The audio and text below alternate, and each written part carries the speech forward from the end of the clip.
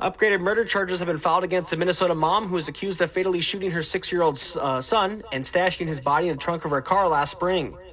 Julissa Thaler was already charged with second-degree murder in the May 20th death of Eli Hart. The suburban Minneapolis mom was indicted on a first-degree murder charge on Friday.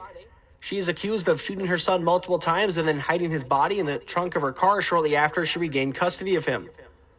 The only surprise in this indictment is how long it took the county attorney's office to get one, Thaler's public defender, Brian Leary, said to the Minneapolis Star-Tribune. He said his defense of Thaler will point out the reasonable doubts that lurk in the evidence. He said prosecutors recently offered Thaler a plea agreement on the second-degree charge, but accepting that would have meant agreeing to a 40-year sentence. She hadn't responded to that offer before Friday's indictment. Last May, Orono police pulled Thaler over after she was spotted driving her car on a wheel rim and with a window smashed out.